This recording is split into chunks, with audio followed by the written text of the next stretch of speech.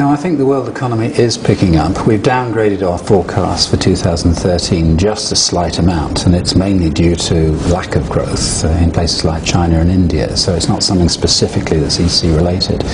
But the travel and tourism industry is so resilient, and it's such a driver of growth and jobs that it's always growing faster than the global economy in general terms. So underlying the figures, we're seeing a pickup. What would mean that things weren't growing in this country, for example, as fast as they should be? Is that still the result of the economy?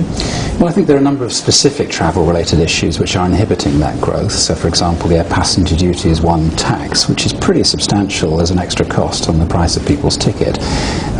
Visas for people coming into the UK, it's still not as good as it needs to be in terms of flexibility and the application of technology to make it easy for people to come to this country. The government's going to relax rules on China, for example. Is that not happening? Well, I think they're making some changes around that, but there's a much bigger issue about whether the UK ought to become part of the Schengen Agreement for visa issuance, because if you're coming from China, you can get a Schengen visa to visit all the Schengen countries, but you've got to have another visitor's visa for the UK and pay more money to come to London for 2 or 3 days. So are you arguing that Britain becomes a member of Schengen? Not in totality, but we'd like to see a much closer alignment between the Schengen visa process and the UK visa process. Those two things ought to come together over time. You know, the positive effect of what's happened in the last 12 months with Olympics and royal weddings and jubilees is great. The Chinese love that stuff. They love it. They love all of those things. So they're happy to come as long as we make it easy for them to come in terms of visas, infrastructure, capacity at Heathrow, and some of those macro things that the UK government is struggling with. Why are we making it so hard?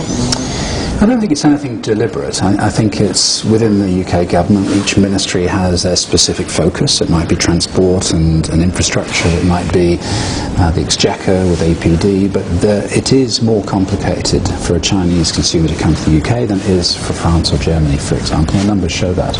But relative to the Americans coming here, it's pretty complicated for us to go to America, isn't it? Well, it's coming easier. I mean, if you think of the visa waiver programs and things, it's very simple. You know, the ESTA visa that you have to get as a tourist to go to the States. It costs money now, but of the $14 we pay, $4 is the fee, and $10 actually goes into the US government to market the USA through Brand USA. So that's an innovative approach, actually, of charging people for visas, but it's completely electronic, so it's very easy to do. And there's no reason why the UK government shouldn't take a similar approach with the visa fees they're currently charging, which end up in one ministry, but some of that money could be apportioned to marketing the UK as a destination. So finally, when do you think in Europe we're going to get back to pre-2008 sort of levels of tourism? Well, if you talk to the hotel industry, they're almost back there now. So there was a huge collapse, both in terms of occupancy in the hotels and the rates that they were charging. But in the big cities, they're right back there now. I think when you get into the provinces, it's a slightly different picture. Aviation follows the economic cycles, so they're coming out of recession now, along with the rest of the world. So the picture's looking pretty good for the next 12 months.